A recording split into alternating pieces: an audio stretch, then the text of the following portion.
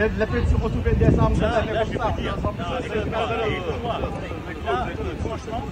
c'est les Haïtiens qui ont tué Haïti en laissant le narcotrafic. Et là, ce qu'ils ont fait, le Premier ministre était super, il est défendu, ils l'ont viré.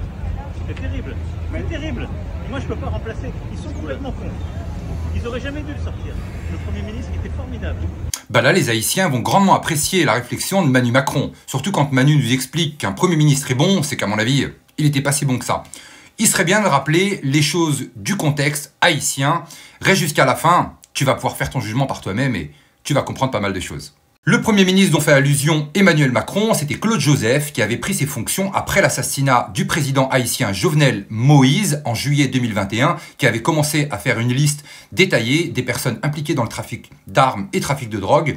Et à ce niveau-là, il commençait à y avoir des très gros noms et des personnes influentes en Haïti. Et d'après certains, c'est ce qui lui a été fatal. À la suite de l'assassinat du président haïtien, Claude Joseph a revendiqué par intérim la prise du gouvernement, ce qui a déplu à Ariel Henry, qui est actuellement Premier ministre haïtien, qui venait d'être élu Premier ministre 2 jours avant l'assassinat du président Jovenel Moïse.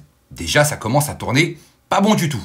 Sous la pression de la communauté internationale, finalement, Claude Joseph a cédé le pouvoir à Ariel Henry, et là, c'est les gangs qui n'ont pas été contents. Pour le moment, c'est toujours Ariel Henry qui est actuellement Premier ministre, il n'y a pas de président en Haïti, les gangs mettent de l'insécurité, et pour le moment, le poste de président est complètement vacant. Depuis le 7 juillet 2021, Haïti n'a pas de président. Maintenant, penchons-nous sur les gangs en Haïti et ce contrôle qu'ils ont, si tu le permets bien. Une des figures en Haïti à la tête des gangs les plus puissants du pays est Jimmy Cherizier, alias Barbecue, qui a expliqué qu'il voulait clairement reprendre le contrôle du pays contre les élites politiques et contre cette corruption.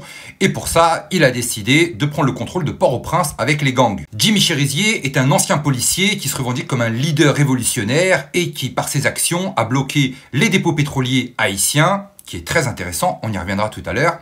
Il a bloqué aussi les ports, et ce qui a amené bien évidemment Haïti à une crise majeure concernant l'alimentation, l'énergie et les médicaments. Concernant les dépôts pétroliers tenus par les élites du pays, on a un nom qui revient très régulièrement, tristement connu, c'est Gilbert Biggio, qui est le seul milliardaire d'Haïti, qui est souvent accusé par les pays occidentaux d'influences assez bizarres, assez mauvaises sur les gangs, et on peut se demander si sa activité à lui s'arrête juste au pétrole. Gilbert Biggio, lui, est accusé par le Canada, et sa fortune est assez controversée, et pour le coup, il y a de quoi, parce que figure-toi qu'il a acheté une voiture à 130 000 $ qui n'appartenait qu'à personne d'autre que Jeffrey Epstein. Ce qui est intéressant à comprendre avec l'affaire du nom de Jeffrey Epstein qui sort avec Gilbert Biggio, c'est qu'il serait bon de rappeler qu'en 2010, suite au tremblement de terre en Haïti, des ONG avaient alerté les gouvernements en expliquant que les adoptions étaient assez loufoques concernant des milliers d'enfants en Haïti et ça posait pas mal de questions.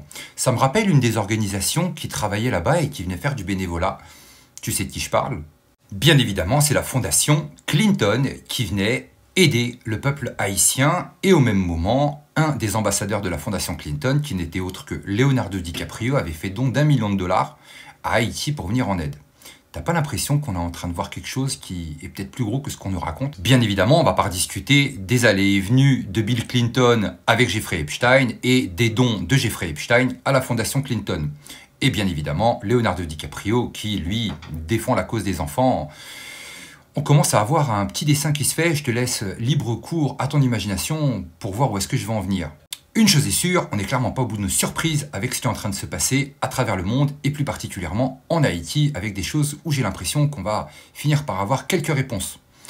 Prenez soin de vous, dites-moi en commentaire ce que vous en pensez, n'oubliez pas de partager les infos et je vous dis à très bientôt.